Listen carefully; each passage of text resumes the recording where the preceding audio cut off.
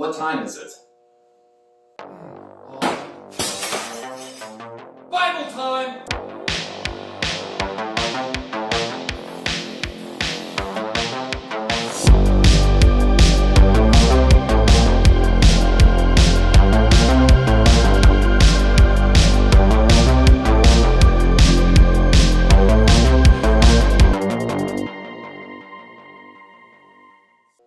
Welcome to It's Bible Time, where I read from the Bible, where I read from the Bible and talk about New Year's edition.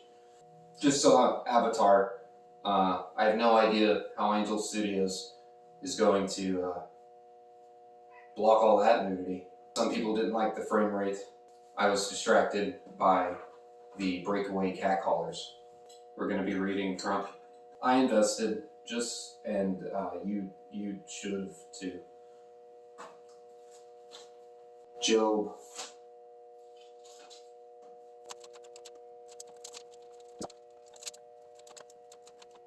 Job 32. So, this is Elihu. So Job, he's having a really rough time. Job's having a really rough time. And Elihu is not making it any better. So this is the story of Job.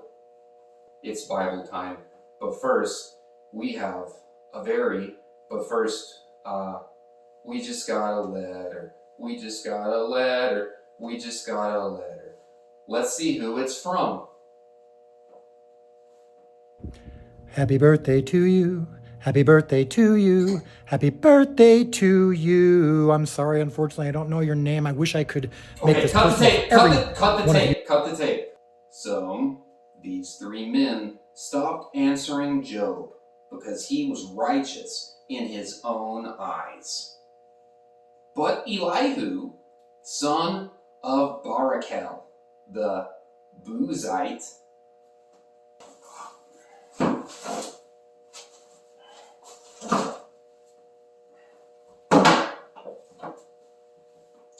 Trey Clarkson Band. I contain TCB.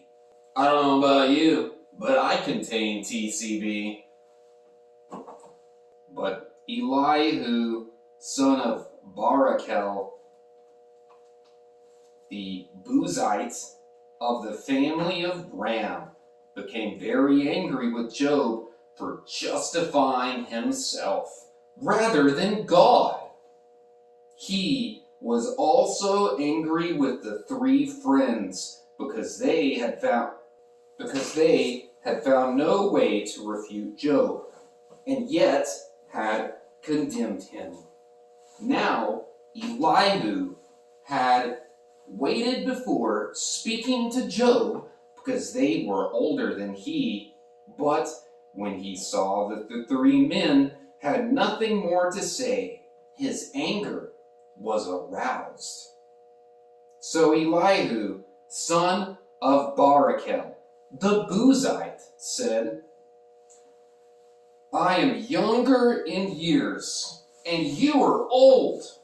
That is why I was fearful, not daring to tell you what I know. I thought age should speak.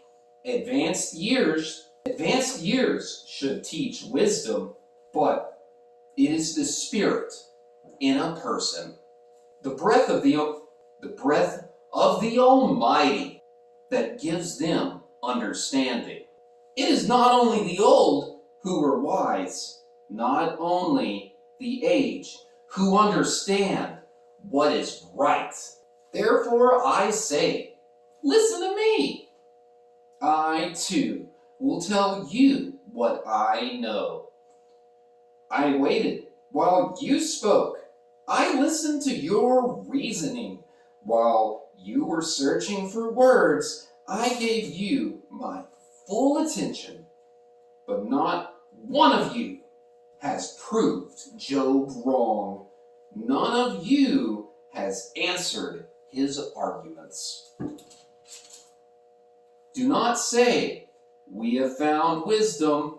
Let God, not a man, refute him. But Job has not marshaled his words against me, and I will not answer him with your arguments. They are dismayed and have no more to say. Words have failed them. Must I wait?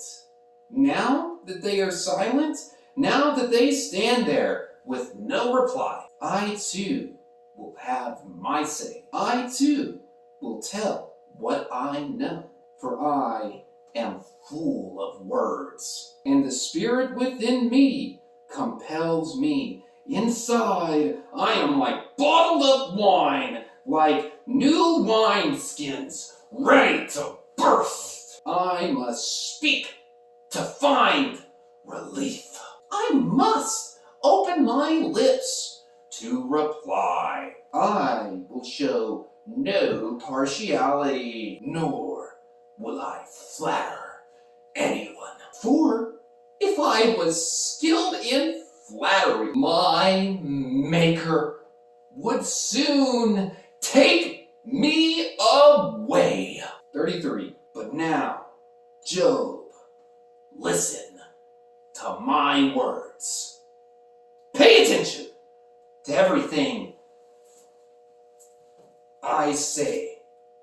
I am about to open my mouth. My words are on top of my tongue. My words come from an upright heart. My lips sincerely speak what I know. The Spirit of God has made me. The breath of the Almighty gives me life. Answer me then, if you can. Stand up, argue your case before me. I am the same as you in God's sight. I too am a piece of clay. No fear of me should alarm you, nor should my hand be heavy on you. But you have said in my hearing, I heard the very words. I am pure. I have done no wrong. I am clean and free of sin. Yet God has found fault in me. He considers me his enemy. He fastens my feet in shackles. He keeps a close watch on all my paths. But I tell you, in this, you are not right. For God is greater than any mortal. Why do you complain to him that he responds to no one's words? For God does speak, now one way, now another, though no one perceives it. A dream, in a vision of night, when deep sleep falls on people as they slumber in their beds, he may speak in their ears and terrify them with warnings to turn them from wrongdoing and keep them from pride, to preserve them from the pit. Their lives are perishing by the sword, or someone may be chastened on a bed of pain with constant distress in their bones, so that their body finds food repulsive and their soul loathes the choicest meal. Flesh wastes away to nothing, and their bones, once hidden, now stick out. They draw near to the pit, and their life to the messengers of death. Yet, if there is an angel at their side, a messenger, 1 out of 1,000, sent to tell them how to be upright, and he is gracious to that person and says to God, spare them from going down to the pit. I have found a ransom for them. Let their flesh be renewed like a child's. Let them be restored as the days of their youth. Then that person can pray to God and find favor with him. They will see God's face and shout for joy. He will restore them to their full well-being. And then they will go to others and say, I have sinned. I have perverted what is right. But I did not get what I deserved. God has delivered me from going down into the pit, and I shall live to enjoy the light of life. God does all these things to a person twice, even 3 times, to turn them back from the pit, that the light of life may shine on them. Pay attention, Job, and listen to me. Be silent, and I will speak. Do you have anything to say? Answer me. Speak up, for I want to vindicate you. But if not, then listen to me. Be silent, and I will teach you wisdom. Chapter 34. Then Elihu said, hear my words, you wise men. Listen to me, you men of learning. Your ear test words, as the tongue tastes food. Let us discern for ourselves what is right. Let us learn together what is good. Job says, I am innocent, but God denies me justice. Although I'm right, I'm considered a liar. But I am guiltless. His arrow inflicts an incurable wound. Is there anyone like Job who drinks scorn like water? He keeps company with evil doers. He associates with the wicked. For he says, there is no profit in trying to please God. So listen to me, you men of understanding. Far be it from God to do evil, for the Almighty to do wrong. He repays everyone for what they have done. He brings on them what their conduct deserves. It is unthinkable that God would do wrong, that the Almighty would pervert justice. Who appointed him over the earth? Who put him in charge of the whole world? If it were his intention, and he withdrew his spirit and breath, all humanity would perish together. Mankind would return to dust. If you have understanding, hear this. Listen to what I say. Can someone who hates justice govern?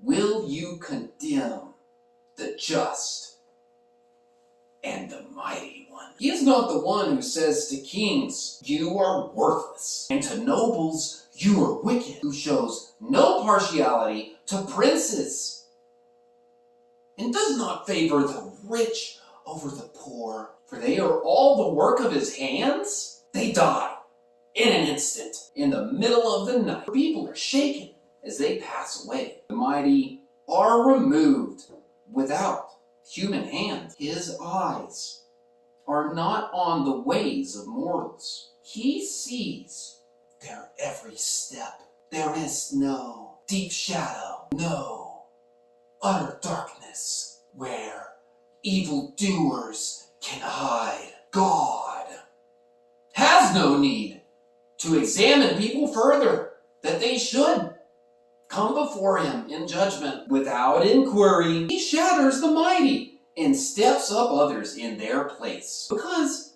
he takes note of their deeds. He overthrows them in the night, and then they are crushed. He punishes them for their wickedness, where everyone can see them, because they turned from following him and had no regard for any of his ways. They caused the cry of the poor to come before him, so that he heard the cry of the needy. But if he remains silent, who can condemn him? If he hides his face, who can see him? Yet he is over individual and nation alike, to keep the godless from ruling, from laying snares for the people. Suppose someone says to God, I am guilty, but will offend no more.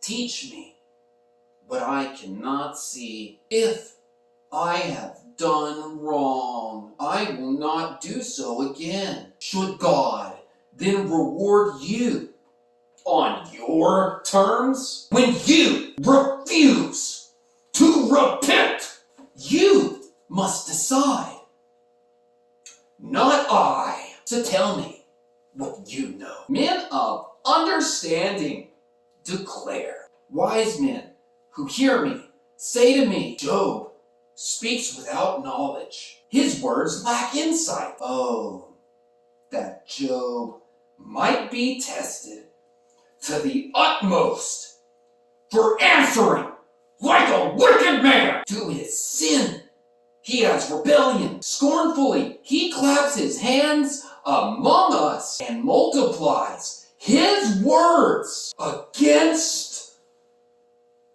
God. This has been it for Job 32 through 35. Stick around for an ending that you might find surprising. What's going to happen? What's going to happen? Is there going to be is there going to be some type of solution? Is there going to be someone that comes along and then says, "Hey, this is who's right. This is what who knows? Who knows what's going to happen?" So stick around for next time on It's Bible Time, where I read from the Bible. It's Bible time. Stick around for an ending that may surprise you. The shift. I'm just an investor, just like you. I forgot the stickers again. The shift. Give without expectation. Thank you for tuning into this episode of It's Bible Time, birthday / New Year's edition. Thank you for watching It's Bible Time, where I read from the Bible.